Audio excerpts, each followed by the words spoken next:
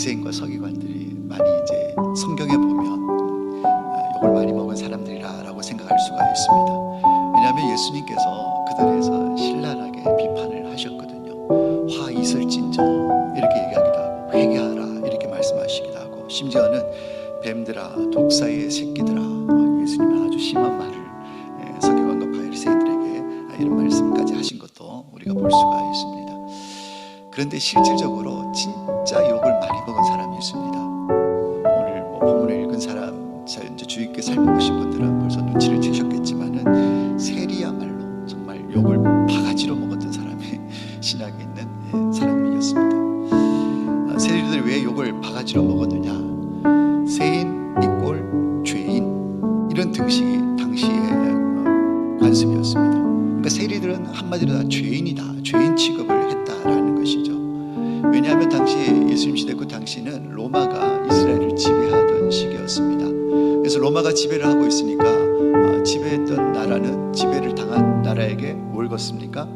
세금을 징수하지 않습니까? 세금을 징수하는데, 이때 당시 로마에서는 이스라엘에게 세금을 징수할 때에 로마에 있는 세금 징수 공무원을 파송해가지고 세금을 걷도록 하게 한 것이 아니라 이스라엘 사람들 가운데, 현지인들 가운데서 사람을 세워서 세금을 거두게 그렇게 했다라는 것이죠. 그러니까 이 이스라엘 사람들 입장에서 봤을 때는 로마가 거두는 이 세금을 걷는 사람이 누구입니까? 같은 동포라는 것이죠. 같은 형제라는 것입니다. 로마라는 나라에서 우리에게 세금을 걷어가는 것도 별로 기분이 안 좋은데, 그 세금을 걷어가는 사람이 우리의 처지와 형편을 다 아는 우리 동포가 그걸 걷어간다고 했을 때, 내가 세금을 좀 내지 못할 형편이 되거나 좀 형편이 어려울 때는 좀 쉽지 않잖아요. 그럼 좀 봐주면 될 텐데 왜? 한 혈육이고 한 형제니까. 그런데 어김없이 걷어간다는 거죠. 그런 측면에 있어서 이 세리들은 참 욕을 많이 먹었습니다. 근데 단순히 세금을 거두고 로마가 하는 일을 이 세리들이 대신 했기 때문에 욕을 먹은 것은 아닙니다. 또 다른 이유가 있었죠. 이유가 무엇입니까? 더 많은, 그들이 내야 될 세금보다 더 많은 금액을 책정해서 그 세금을 걷어갔기 때문에 그렇습니다. 예를 들어서 이번 달에 세금이 3만 원 나왔다 그러면 6만 원, 9만 원 이렇게 부풀려서 백성들에게 세금을 이렇게 늑탈해갔기 때문에, 강탈해갔기 때문에 많은 사람들이 싫어했다라는 것이죠. 로마의 앞잡이, 우리 한때 일제치하에 있을 때에 우리 한국 사람, 조선 사람이면서도 또 일본 편에 붙어가지고 또 이렇게 권력을 잡고 휘둘렀던 그런 사람들에 대해서 우리가 매국노 이런 표현을 쓰지 않았습니까? 마치 당시의 세리는 그런 취급을 받았다라는 것이죠. 그러니까 누구 하나 전면에 나서는 걸 원하지 않습니다. 그래서 어떤 세리 가운데서는 자기가 나서서 거두면은 자기가 욕을 먹어야 되니까 누군가를 고용을 하는 것입니다. 어깨에 힘이 팍 들어가 이런 사람들, 함부로 할 수 없는 사람들을 고용해가지고 내가 얼마를 줄 테니까 네가 대신 이 세금을 좀 거둬라. 그래가지고 자기는 뒤에 숨어있고 다른 사람을 전면에 내세워서 욕을 대신 받게 하고, 그 대신 수익이 들어오면 그 사람한테 일정 금액을 떼어주고, 그러다 보니까 자기가 세리인데 누군가를 고용하게 되면 그 사람을 고용한 임금을 지불을 해야 되지 않습니까? 그러면 자기 들어온 수익이 줄어들게 되니까, 그럼 또 어떻게 해야 됩니까? 또 세금을 더 많이 걷어야 되겠죠. 악순환인 것입니다. 악순환. 그러다 보니까 많은 사람들에게 있어서 이 세리는 반갑지 않은 인물이었습니다. 다 손가락질하고 미워하고 비난과 멸시의 대상이 바로 세리였다라는 것이죠. 오늘 본문의 주인공인 삭개오도 그런 사람이었습니다. 당시에 많은 사람들로부터, 동네에 있는 많은 사람들로부터 저 도둑놈, 저 매국놈 이러면서 손가락질 받고 멸시를 받았던 사람이 바로 오늘 삭개오였다는 것이죠. 오늘 본문에 보면 삭개오가 어떤 사람이었는가 특징을 소개하는 구절이 짧게 나와 있습니다. 오늘 본문 2절과 3절 말씀을 보니까 삭개오는 어떤 사람이었습니까? 먼저는 그의 직업이 세리장이었습니다. 그냥 세리가 아니라 세리 중에서도 우두머리인 거예요. 제일 위에 있는 세리장이었습니다. 그러니까 더 나쁜 놈이죠. 더 나쁜 놈. 그리고 이 사람이 어떤 사람이었습니까? 또한 뭐였더라? 부자였더라. 돈을 많이 늑탈을 하니까 돈이 많을 수밖에 없습니다. 그러니까 아마 여리고에서 내노라 하는 부자의 서열에 올라갔던 사람이 삭개오가 아닐까라는 생각을 가져볼 수가 있습니다. 그리고 삭개오의 특징이 또 한 가지 있습니다. 무엇입니까? 3절에 키가 작았다. 키가 얼마나 얼마나 작았는지는 모르겠습니다. 그런데 성경학자들이, 고고학자들이 이 당시 6세기에 이 이스라엘 사람들의 이 유고를 조사를 해보니까 보통 150에서 160 정도 키가 됐다고 그래요. 제가 180인데 150에서 160이면 제 어깨 정도, 이 정도 오는 키일 거예요. 그런데 그 150 정도를 본다고 했을 때 150보다 키가 작았다 그러면 못해도 한 140? 혹시 여기 140 계십니까? 보통 크시잖아요. 150 여성분들도 이상이시잖아요. 근데 아주 키가 작았던 거예요. 그러니까 삭개오는 세리장에다가 키도 작았으니까 사람들이 놀려먹기가 딱 좋았습니다. 에이, 저 난장이 땅 딸보 뭐 이러면서 이 매국노, 그러다가 이 키가 작은 것까지도 별명을 붙여가지고 아마 많은 멸시와 조롱을 받았던 인물이 바로 삭개오가 아닐까라는 생각을 가져본다라는 것이죠. 근데 삭개오가 어느 날 소문을 들었습니다. 어떤 소문을 들었냐면 예수님이 여리고를 지나간다라는 것입니다. 그 소문으로 들어왔어요. 예수님이 어떤 분이십니까? 예수님이 아픈 사람을 막 고쳐주는 사람이에요. 누구든지 아픈 사람이 예수님 앞에만 나가면 병을 낫는 이런 역사가 일어났어요. 병 고쳐주시는 능력이 많으신 분 뿐만 아닙니다. 천국 복음을 가르치시고 하나님 말씀을 가르치는 위대한 말씀 사역자인 것입니다. 뿐만 아니라 사람들이 예수님을 메시아라고 부릅니다. 메시아 뜻이 뭐냐면 구원자라는 뜻이죠. 또 다른 말로 하면 정치적인 해석으로 한다면 해방자, 이런 의미를 갖고 있습니다. 그러니까 메시아이기도 하고 병자들을 고쳐주시는 분이시기도 하고 능력도 많으시고 지혜의 말씀도 가르쳐 주시니까 야, 그분이 도대체 어떤 분이실까? 귀로만 들어왔는데 직접 보고 싶은 마음이 삭개오 마음 가운데 생겨났다라는 것입니다. 그래서 어느 날 이 예수님이 우리 동네로 지나간다고 해서 막 나가보니까 예수님을 볼 수 있습니까? 못 봅니까? 못 보는 거죠. 왜요? 신체적인 한계가 있습니다. 일반 사람들보다 훨씬 작으니까 보고 싶어도 예수님을 애워싼 군중들에 의해서 까치발을 해도 볼 수가 없는 거예요. 까치발을 해도 볼 수가 없는 것입니다. 그래서 오늘 본문에 보니까 삭개오가 어떤 조치를 취합니까? 어떻게 하죠? 나무 위로 올라갑니다. 나무 위로 올라갑니다. 이전 우리 개혁 한글 성경에는 뽕나무로 올라갔다 이렇게 되어져 있는데 우리 개혁 개정에서는 이제 좀 더 정확하게 표현하고 있습니다. 돌무화과 나무라고 이렇게 표현되어져 있는데 돌무화과 나무에 올라갔다라는 것이죠. 저는 여기서 여러분에게 중요한, 그러나 너무나 당연한 질문 한 가지를 던지고 싶습니다. 사랑하는 여러분, 왜 삭개오가 이 돌무화과 나무 위에 올라갔을까요? 질문입니다. 어렵습니까? 성경을 읽으신 분이면 다 답을 할 수가 있어요. 오늘 성경 말씀 보니까 먼저 3절에 보니까 그의 키가 어떻다? 작았다. 그러니까 에워싼 사람들 넘어 있는 예수님을 보려고 하니까 키가 작아서 볼 수 있다 없다? 없는 거예요. 그래서 어디 올라간 것입니까?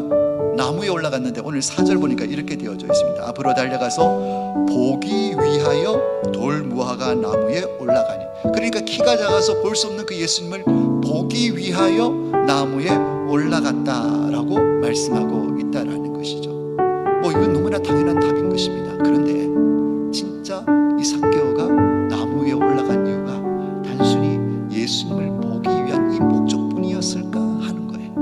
오늘 이걸 좀 잘 우리가 살펴봤으면 좋겠습니다. 아니 뭐 또 다른 이유가 있습니까? 예, 또 다른 이유가 있습니다. 우리가 놓쳐서는 안 되는 중요한 표현 한 가지를 우리가 보게 되는데 우리 4절 말씀을 한번 보도록 하겠습니다. 4절 말씀 같이 한번 읽겠습니다. 시작. 앞으로 달려가서 보기 위하여 돌무화과 나무에 올라가니 이는 예수께서 그리로 지나가시게 되밀으라.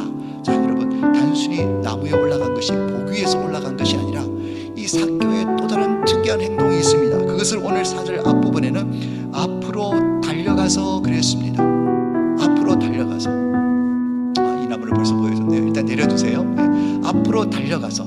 여러분, 앞으로 달려갔다는 얘기가 무엇입니까? 예수님을 보려고 막 나갔는데 사람들이 막 에워싸고 있는 거예요. 보려고 해도 볼 수가 없어요. 여러분, 단순히 예수님이 키가 작아서 보이지 않아서 보려고 한다고 한다면, 단순히 예수님을 보는 것이 목적이었다고 한다면 예수님 옆에 주변에 있는 아무나 기어 올라가면 되는 것입니다. 그렇지 않습니까? 보는 게 목적이었다고 한다면 주변에 있는 아무나 올라갈 수가 있었다라는 것이죠. 그런데 오늘 4절 말씀은 앞으로 달려가서라는 표현을 넣고 있습니다. 여러분, 앞으로 달려가서는 뜻이 무엇일까요? 자, 예수님 지금 저기 계세요. 그런데 보니까 예수님이 가만 서 계시는 것이 아니라 이동을 하고 사람은 예수님을 에워싸고 같이 막 하면서 예수님 말씀을 듣고 있는 거예요. 그래서 삭개오가 가만히 생각해 보니까 지금 내가 이 작은 키로는 예수님을 볼 수 없으니까 예수님이 지금 저쪽에서 지금 쭉 길을 따라 이동을 하고 계시거든요. 그럼 앞으로 어디로 갈 것인가는 자명하지 않습니까? 이 길을 따라서 쭉 가게 되실 건데, 이 삭개오가 예수님보다 먼저 이 갈 방향을 예상하고 저 앞으로 달려가서 그 뜻인 것입니다. 단순히 예수님의 주변에 있는 높은 데 올라가서 보는 게 목적이면 그러면 되는 거예요. 근데 그러지 않고 딱 나와보니까 내 키로는 안 보이는데, 그러니까 예수님 진행 방향을 보고 저 앞으로 한 100m, 200m 달려가가지고 거기에 있는 나무에 올라갔다라는 거예요. 여러분, 이것은 아주 중요한 의미를 갖고 있습니다. 여러분, 여리고에 나무가 참 많았습니다. 성지순례 갔다 오신 분은 아시겠지만은 여리고에 가면 특별히 종려나무라는 것이 많이 있습니다. 이렇게 대추 야자 나무라고 이렇게 얘기를 하기도 합니다. 저런 나무들이 길가에 지천으로 널려 있습니다. 근데 그 많은 나무들이 있는데 삭개오가 이 나무에 올라가지 않았습니다. 어느 나무에 올라갔다고요? 돌무화과 나무. 넘겨주세요. 이게 돌무화과 나무인데 성지순례 가면 이게 삭개오 나무라고 얘기를 하는 그 나무예요. 맞는지 아닌지 모르겠습니다. 근데 그 나무가 길가에 이게 나무가 있으니까 아마 추정을 한 거겠죠. 여러분, 앞에 있는 이 종려나무와 가장 많이 있는 종려나무와 이 돌무화과 나무를 비교해 봤을 때 특징이 있습니다. 첫 번째는 올라가기가 종려나무보다는 이게 좀 쉬워요. 그리고 두 번째 특징은 잎사귀가 많다라는 것입니다. 앞으로 넘겨주세요. 앞에 사진 종려나무. 앞으로 사진 좀 넘겨주세요. 종려나무. 네, 여기 올라가면 잘 보일까요? 안 보일까요? 올라간 사람이 눈에 잘 띌까요? 안 띌까요? 잘 띄겠죠? 돌무화과 나무 보여주세요. 여기 나무에 올라가면 사람이 눈에 잘 띌까요? 안 띌까요? 이유를 아시겠어요? 지금 오늘 삭개오는 굳이 예수님이 계신 주변의 나무에 올라가지 않고 멀리 먼저 달려가서 나무 잎사귀가 많은 나무에 올라가서 자리를 잡고 예수님이 지나가기를 기다리고 있었다라는 것입니다. 왜 그랬을까요? 그것은 삭개오가 자기가 나무 위에 올라갔다는 사실을 숨기고 싶어서 그런 거예요. 그러니까 주변에 올라가면 눈에 금방 띄잖아요. 그러니까 멀리 일찍 가가지고 남들 보지 않을 때 그것도 잎사귀가 많은 돌무화과 나무에 탁 올라가가지고 숨어서 지금 예수님을 보고 싶어 하는 거예요. 왜 그랬을까요? 여러분, 유대인들도 그렇지만 우리나라만큼 유대 나라도 체면을 되게 중요하게 여기는 민족입니다. 체면. 그러니까 세리장 정도 돼가지고 나무에 어른이 나무에 기어 올라갔다 그러면 사람들의 놀림거리가 될 수 있을 거예요. 특별히 이 세리장, 안 그래도 많은 사람들로부터 손가락질 받고 멸시받는 세리장이었는데, 누군가가 이 세리장이 예수님인데 옆에 있는 나무에 기어 올라가면 저 봐라 저 삭개오 저 땅 딸보 난장이 나무에 올라간다. 얼마나 창피하겠어요. 그래서 남들이 좀 눈치 못 챘으면 좋겠어요. 그래서 멀리 앞서 달려가지고 나무에 올라가서 숨어서 예수님이 지나가기를, 그래서 예수님 보기를 기다리고 있었다라는 거예요. 그리고 시간이 돼서 점점 예수님이 자기가 올라가 숨어서 보고 있는 나무 위로 가까이 다가오고 있습니다. 그리고 나무 아래 딱 왔을 때에 말씀을 하시는 예수님이 갑자기 고개를 딱 들어서 위로 쳐다볼 때 이 삭개오가 눈이 딱 마주쳤어요. 그래서 예수님이 왜 저 올라가야지, 그냥 생각만 하시고 그냥 얘기하시고 지나가실 수 있으셨을 텐데 예수님 뭐라 그러십니까? 오늘 5절 말씀에 이렇게 기록이 되어져 있습니다. 예수께서 그곳에 이르사 쳐다보시고 이르시되 삭개오야 속히 내려오라, 내가 오늘 네 집에 유하여야 하겠다 하시니. 갑자기 예수님 위로 턱 쳐다보시더니 그냥 고개를 다시 돌리시고 얘기하고 지나가시면 될 텐데 굳이 삭개오를 쳐다보시고 삭개오야 라고 이름까지 부르시면서 내려오라는 거예요. 그럼 만약에 여러분들이 삭개오다 하면 입장을 바꿔서 한번 생각해 보시기 바랍니다. 남들한테 손가락질 받는 사람이라서 좀 그런 체면을 중시하는 문화 속에서 좀 이런 부끄러운 모습 안 보였으면 하는 생각에 빨리 가가지고 남들 안 볼 때 이파리 남은 나무에 올라가서 숨어가지고 숨 죽이면서 살짝 예수님을 보고 있는데 아무도 몰라요. 근데 갑자기 예수님이 딱 보시더니 삭개오야 그랬을 때 사람들이 어떠세요? 어이? 삭개오가 왔다고? 어디? 그리고 예수님 고개를 들어보는데 쳐다보니까 저게 빼꼼히 삭개오가 내다보고 있는 거예요. 여러분이 삭개오라면 마음이 어땠을까요? 얼마나 창피하고 부끄럽고 그랬을까라는 생각을 가져보게 돼요. 사케오가 그랬습니까? 그런데 놀랍게 사케오의 반응은 그렇지 않았다는 거예요. 오늘 19장 6절 말씀 보니까 급히 내려와 즐거워하며 영접하거늘. 여러분, 이 표현이 참 중요합니다. 처음에는 체면 때문에 남한테 안 들키려고 올라갔어요. 근데 들켜버렸어요. 완전 체면 다 구겼어요. 자존심도 상하고 그냥 모른 척하고 지나가시지, 그런 마음 상태여야 했을 텐데 사케오의 마음은 지금 어땠습니까? 기쁨이 충만해. 즐거운 마음으로 예수님을 집으로 영접했다. 여러분, 어떻게 해서 이런 일이 일어났는가? 이것을 우리가 살펴보자는 거죠.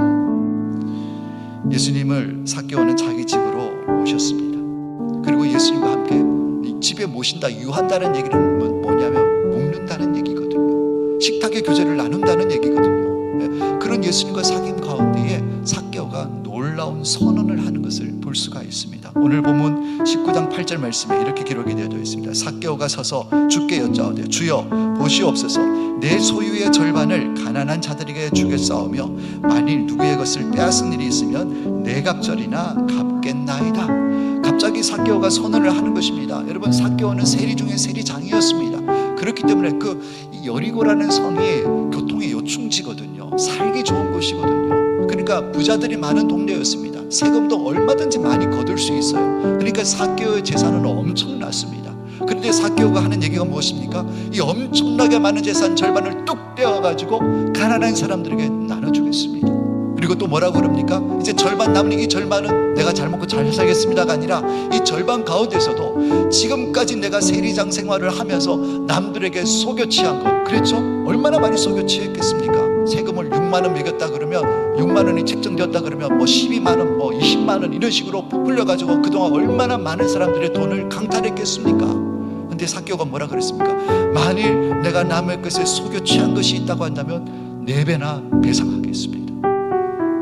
이거는 그냥 파산이에요, 파산. 그동안 해먹은 거 다 개내려 그러면 그것도 그대로 갚는 게 아니라, 여러분 율법에 보면, 레위기 말씀에 보면 율법에 이런 규정이 있습니다. 레위기 6장 4절 5절 말씀에 보면 훔친 것이나 착취한 것이나 또 맡은 것이나 잃어버린 물건을 주운 것이나 그 거짓 맹세한 모든 물건을 돌려보내되, 그러니까 훔친 물건이나 남의 것을 착취한 물건을 이제 돌려보낼 때, 원래 주인들에 다시 돌려보낼 때는 본래 물건의 5분의 1을 더하여 돌려보낼 것이라 율법에 정해져 있어요. 우리가 잘못했을 때 이 잘못을 용서를 구하고 변상할 때는 변상법이 있어요. 배상법이 있다고요. 배상법이 뭐냐면, 남의 것 훔치거나 누구 것을 착취했으면, 예를 들어서 내가 5만 원을 훔쳤다 그러면은 5분의 1, 20%인 만 원을 더해서 6만 원을 갚아줘야 되는 것이 당시의 율법이었습니다. 이게 정한 율법, 배상법이었어요. 그런데 오늘 사케오는 5분의 1, 20%가 아니라 몇 배? 4배.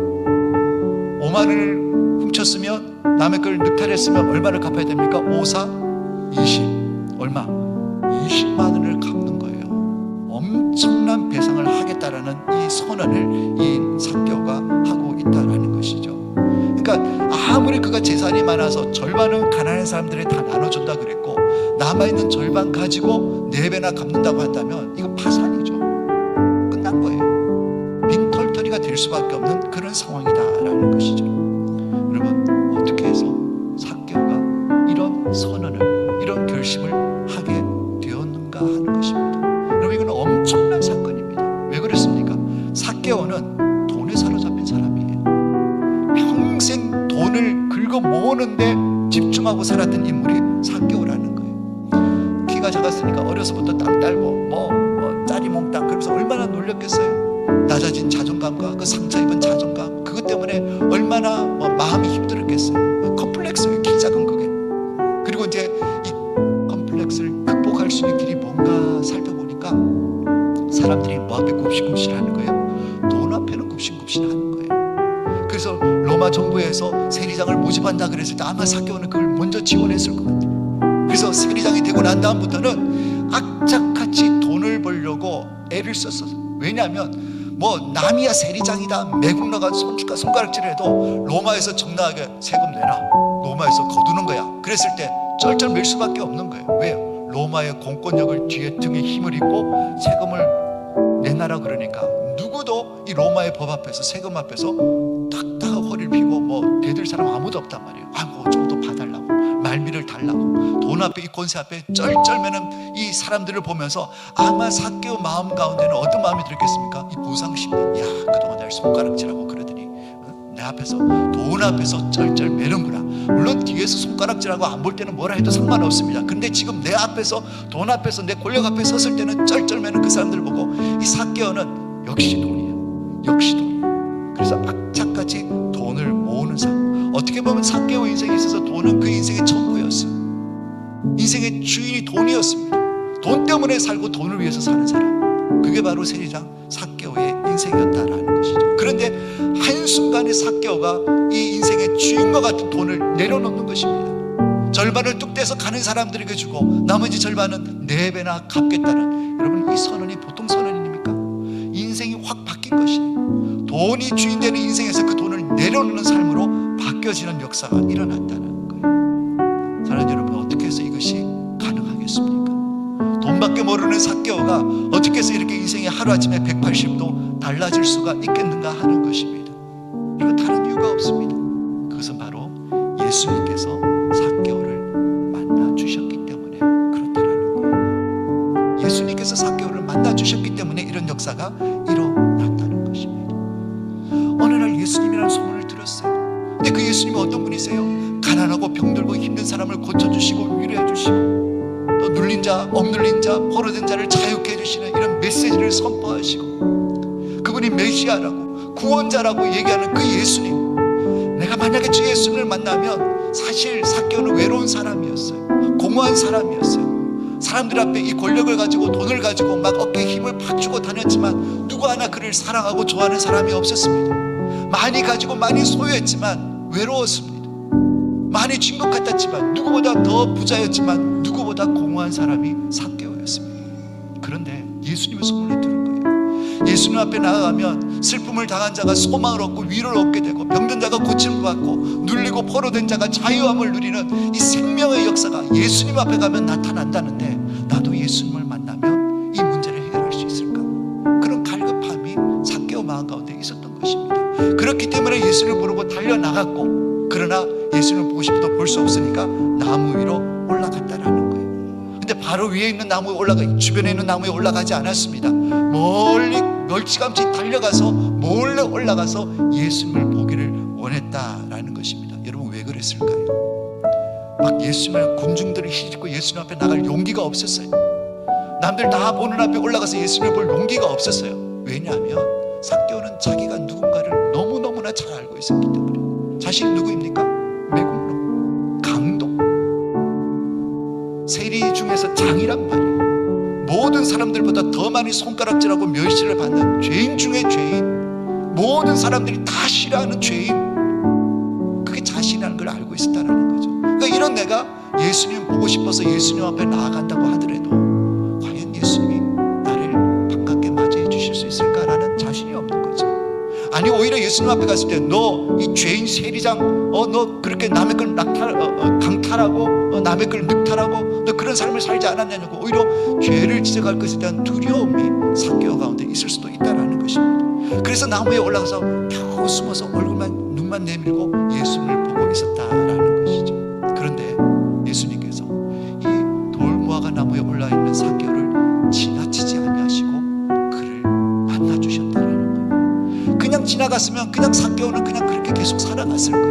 그런데 예수님께서 먼저 삭개오를 보시고 삭개오야 내려오라고 삭개오를 만나주셨다라는 것입니다. 여기에 역사가 일어났다라는 것입니다.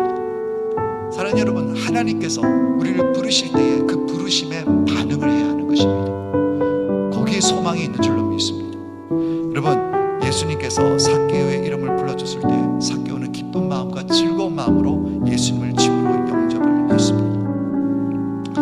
때로는 우리가 하나님을 떠나서 죄를 먹고 마시면서 하나님 없이 살아갈 때도 있습니다. 어렸을 때는 예수를 믿었지만 먹고 살기 바빠서 또 다른 것 쫓아가다 보니까 주님을 떠나서 그렇게 주님을 잊고 까맣게 잊고 살아가는 우리 모습이 있을 수도 있습니다. 근데 어느 날 누군가가 누구 엄마, 아니 누구야, 우리 이번 주에 교회 한번 가보자, 야 이제 다시 돌아와야지.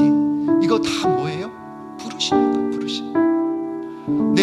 통해서, 내 가족과 내 지인들을 통해서 지금 예수님께서 부르고 계시는 거예요. 여러분, 그때 이 부르심에 순종할 때, 반응할 때에 소망이 있는 줄로 믿습니다. 근데 많은 사람들 가운데 이런 분들이 계십니다. 내가 뭐 벼룩도 다 짝이 있지, 내가 지금 주님을 떠난 지가 정말 오래돼, 이래가지고 내가 주님 앞에 갈 수 없다, 내가 좀 더 준비가 되면 그때 가겠다.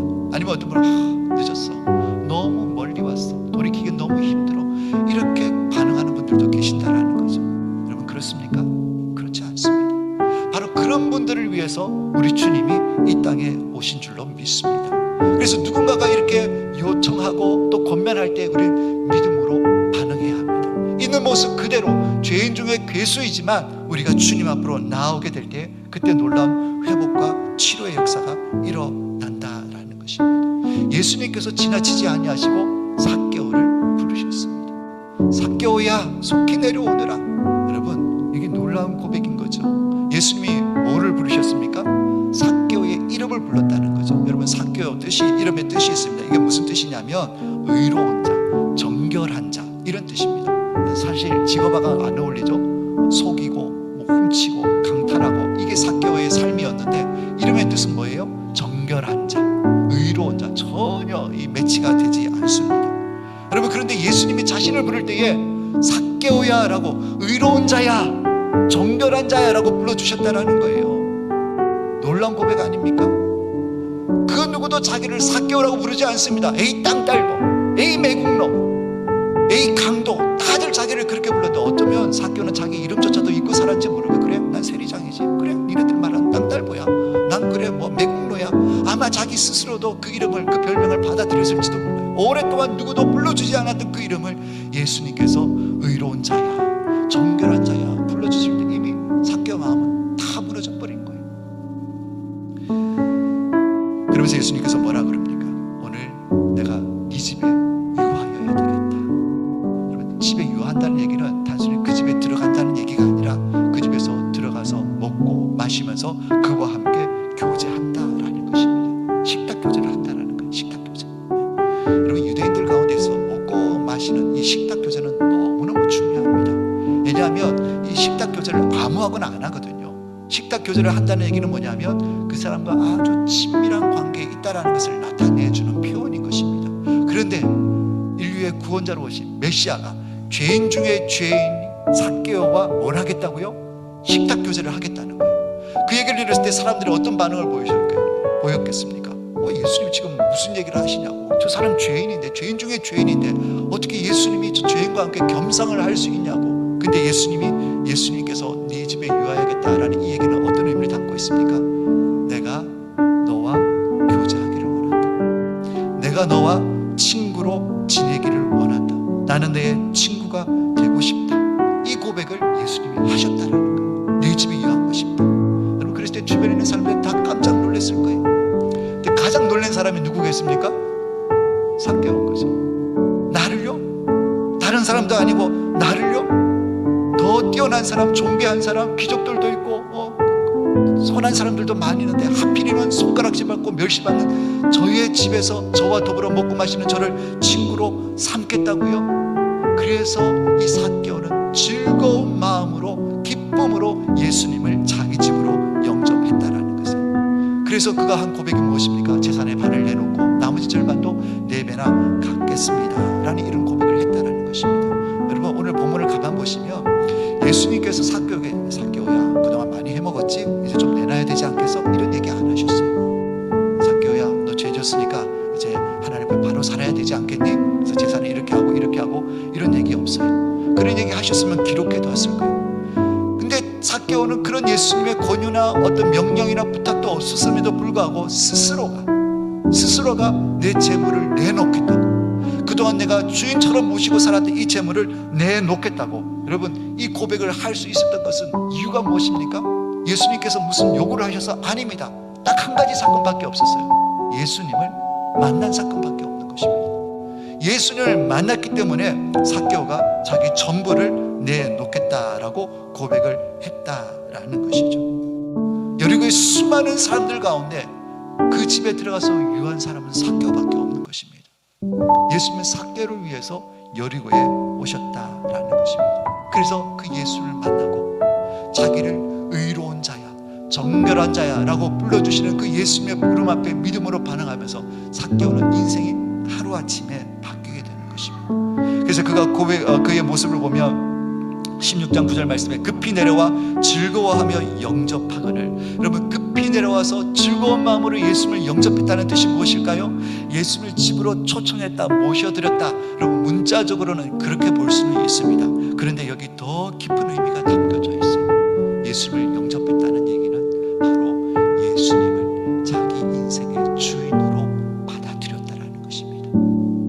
그래서 이제는 삭개오 인생의 주인이 누가 되시는 거예요? 예수님이 되신다는 거예요. 좀 전에 제가 말씀드렸죠. 지금까지 삭개오 인생의 주인은 무엇이었습니까? 돈이었습니다. 돈을 어쨌든 보이려고, 어쨌든 돈을 움켜쥐려고 아등바등하면서 남들에게 손가락질 밟고 욕먹으면서도 돈을 포기하지 못했어요. 돈을 위해서 살았고 돈을 벌기 위해서 살았습니다. 돈이 그의 인생의 유일한 목적이었고 그의 인생의 주인은 돈이었습니다. 근데 예수님께서 그를 만나주시고 그를 의로운 자, 정결한 자라고 불러주시고 그를 만나주셨을 때에, 그리고 내가 너와 친구 되겠다고, 너의 집에 유하겠다고 했을 때 그 순간 삭개오의 주인이 바뀌어버린 것입니다. 돈에서 누구에게로? 예수님께로 주인이 바뀐 거예요. 예수님을 집으로 초청한 것뿐만 아니라 그의 마음의 구원자와 주인으로 영접한 역사가 일어났다는 것입니다. 그러니까 주인이 바뀌니까 전에는 돈을 움켜쥐려고 했지만 이제는 주인이, 예수님이 주인 되시니까 이 재물을 주인이 기뻐하시는 뜻대로 사용하잖아요. 돈이 주인이었을 때는 돈을 움켜쥐려고 남을 힘들게 하고 죄를 짓는 일에 살았지만은 주인이 바뀌고 나니까 이제 물질관이 바뀌어버린 거예요. 절반을 떼서 가는 사람에게 주고 또 그동안 지었던 죄는 용서를 구하면 4배나 갚겠다라는 이런 모습으로 바뀌는 역사가 일어났다라는 것입니다. 예수님을 영접한 것입니다. 그래서 예수님께서 위대한 선언을 하게 되는 것을 보게 됩니다. 오늘 말씀 보니까 오늘 구원이 이 집에 이르렀다. 왜? 예수님을 영접했으니까, 주인이 바뀌었으니까 구원이 임한 거예요. 이 사람도 이제 아브라함의 자손인 것입니다. 삭개오는 구원받은 하나님의 백성이 되었다라는 것입니다. 사랑하는 여러분, 일평생 돈만 알고 살아왔고 돈이 주인이 되어서 돈이 이끄는 삶을 살아왔던 그 삭개오가 하루아침에 바뀔 수 있는, 그 주인을 포기하고 내려놓고 다른 주인을, 예수를 주인으로 모실 수 있었던 이유가 무엇입니까? 그것은 바로 삭개오를 찾아오심 때문에 그렇다는 거죠. 예수님이 삭개오를 찾아왔기 때문에, 그리고 찾아오신 그 예수님을 믿음으로 반응할 때에 삭개오의 인생이 바뀌어지는 놀라운 역사가 일어났다는 것입니다. 사랑하는 여러분, 오늘 여러분들에게 진지하게 도전을 합니다. 여러분, 예수님을 영접하셨습니까? 여러분, 예수님 영접하셨어요? 정말 예수님을 나의 구원자와 주인으로 영접을 하셨는가 하는 것입니다. 여러분, 교회 다니는 거하고 예수 영접한 거하고는 달라요. 오늘날 이 자리에 앉아서 예배를 드리고 있지만 이 예배 드리는 이 행위하고 예수님을 영접한 거하고는 다르다고요. 예수님 영접하지 않고도 얼마든지 이 자리에 와서 예배 드릴 수 있어요. 얼마든지 종교인 행세를 할 수 있다고요. 아니, 그러면 예수님을 영접했는지 안 했는지 뭘로 알 수 있습니까? 다 똑같이 옷 차려입고 와서 앉아있는데 다 영접한 것 같아 보이는데, 아니요. 스스로에게 질문을 해보시길 바랍니다. 내가 진짜 예수를 영접했는가? 내가 이 예배당에 와서 예배를 드리고 있는데 정말 내가 예수를 영접했는가? 여러분, 무엇으로 알 수 있을까요? 삭개오의 이전 모습과 이후의 모습을 보면 되는 것입니다. 내 인생의 주인이 누구신가? 내가 무엇을 위해서 살고 있는가? 내가 누구의 인도하심을 받고 누구를 기쁘시게 하기 위해서 살아가고 있는가를 보시면 다 이 자리에 와 있지만 영접을 했는지 안 했는지를 알 수가 있습니다. 여전히 내가 돈 벌기에 급급해 있고, 내가 여전히 내 몸 하나 건강하는 일에만 목숨 걸고 있고, 사회적 입신 양명에만 목숨 걸고 있고, 잘 먹고 잘 사는 일에 내 인생의 목표가 되어져 있고, 그저 자녀 잘 키워보는 것이 내 인생의 최고의 목표가 되어져 있고, 돈 잘 버는 것이 내 인생의 목표가 되어지고 있다면 영접한 사람 아닌 것입니다. 다 이 자리에 나와 있다고 하더라도 오늘 예배를 마치고 나가고 또 세상 생활, 직장 생활하고 가정 생활을 할 때에 여러분들이 내 안에 정말 예수를 구주로 영접한 사람이라고 한다면 주님이 기뻐하시는 것을 행하고 그것을 선택하고 그것을 행하는 삶을 살아간다고 한다면 영접한 사람이겠지만, 여전히 가서 어떻게 하면 더 많이 벌까? 어떻게 하면 내가 잘 먹고 잘 살까? 어떻게 하면 내 자식 더 잘 키워서 좋은 높은 자리에 올려보내고 출세시킬까? 이것에 혈안이 되어서 그것이 내 삶을 이끌어가고 있다고 한다면 우리 영접한 사람 아닌 것입니다. 우리의 주인은 예수님이 아닌 거예요. 사랑하는 여러분, 예수님이 어디 계시는가를 다시 한 번 더 돌아보실 수 있기를 예수님의 이름으로 축복합니다. 요한계시록 3장 20절 말씀에 볼지어다 내가 문 밖에 서서 두드리노니 누구든지 내 음성을 듣고 문을 열면 내가 그에게로 들어가 그와 더불어 먹고 그는 나와 더불어 먹으리라 그랬습니다. 나 예수 믿어요. 하나님 앞에 나서 이렇게 예배도 드리잖아요. 그런데 내 마음 문을 열어보니 예수님 안 계세요. 예수님 지금 문 밖에서 끊임없이 우리에게 녹화하고 있어요. 나 좀 들어갈게. 나 좀 받아줘. 계속 두드리고 계시는데 나는 예수 믿는 것이라고 얘기를 해놓고 예수님 문 밖에 세워두고 있는, 그리고 내 인생의 주인은 내가 되어서, 아니면 돈이 되어서, 명예가 되어서, 자식이 되어서, 건강이 되어서 그것이 이끄는 대로 그것을 추구하며 먹고 살아가는 내 인생의 모습은 아닌가 돌아보시라는 거죠. 예수를 구주로 영접하면 가치관이 바뀌게 됩니다. 삶의 목적이 바뀌게 됩니다. 삶의 방법이 바뀌게 되는 것입니다. 과연 나는 예수님을 영접했는가? 예수님을 문 밖에 세워두지 마시고 참되게 예수님을 마음의 구원자와 주인으로 영접하시는 우리 모든 성도님들이 되시기를 예수님의 이름으로 축복합니다. 삭개오가 인생에 그 진지한 고민이 있었어요. 누구보다 돈은 많았습니다. 그러나 공허했어요. 만족이 없었습니다. 참 기쁨이 없었어요. 그러나 그가 예수님을 만나기를 사모했을 때, 그리고 예수님이 그를 만나 주셨을 때에 그는 인생의 모든 문제가 해결되어지고 참 자유를 누리는 행복한 사람이 되었다는 것입니다. 우리 방개교회 모든 성도님들, 예수님을 나의 구원자 주인으로 왕으로 모셔드려서 우리 인생의 모든 문제가 왕 대신 우리 예수님 안에서 다 해결되어져서 참된 행복과